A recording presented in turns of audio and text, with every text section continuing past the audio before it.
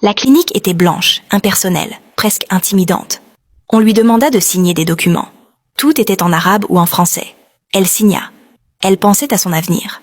Pas au risque. Le lendemain, elle entra au bloc. Le réveil fut brutal. Une douleur brûlante, sourde, constante la traversait du ventre jusqu'aux cuisses. Elle sentait son corps en feu. Chaque respiration lui arrachait une larme. Elle ne pouvait ni s'asseoir, ni marcher.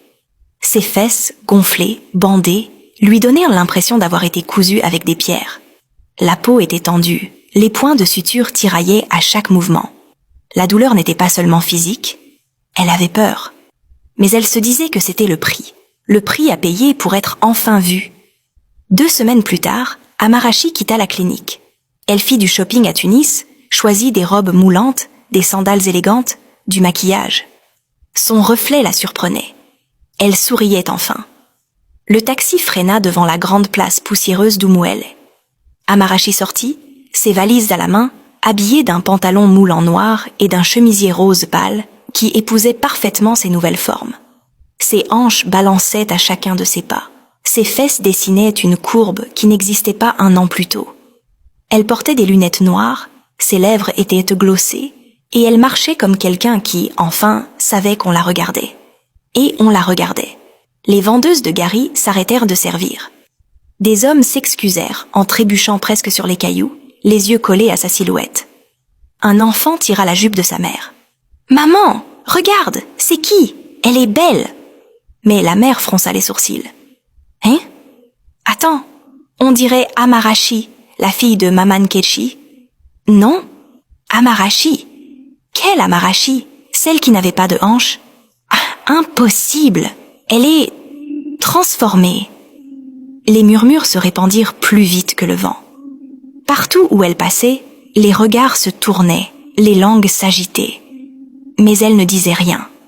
Elle avançait, droite, majestueuse, comme si elle foulait un tapis rouge invisible. 2 jours après son retour, Amarachi entra dans le salon de coiffure du quartier. Un endroit modeste, aux murs jaunes fanés, avec 3 chaises, 2 miroirs et un banc en bois à l'extérieur.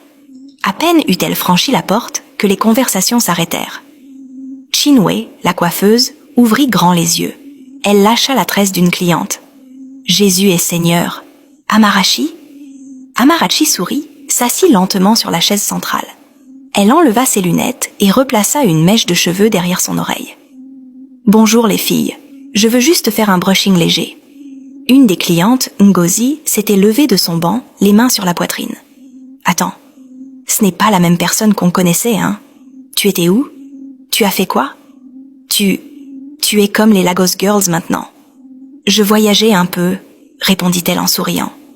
Mais les regards n'étaient pas plus neutres. Il y avait maintenant de la jalousie, de la fascination et, pour certaines, de la peur. Quelques jours plus tard, alors qu'Amarachi achetait des fruits au marché, une voiture noire s'arrêta brusquement devant elle. La vitre descendit. C'était Chuka, toujours aussi imposant, toujours vêtu comme un prince. Il la fixa longuement, bouche entr'ouverte. « Par le ciel! Amarachi ?» Elle reste à droite, un léger sourire au coin des lèvres. « Bonjour, Chuka. »« Mais c'est pas possible. Tu es différente.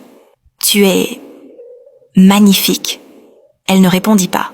« Laisse-moi t'inviter à dîner ce soir. On doit parler. J'ai été aveugle toutes ces années. » Elle pencha la tête, l'air malicieux.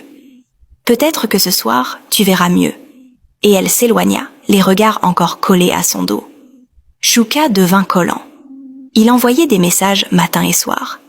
Il l'appelait « ma perle »,« mon trésor volé »,« la femme que Dieu avait gardée pour moi ».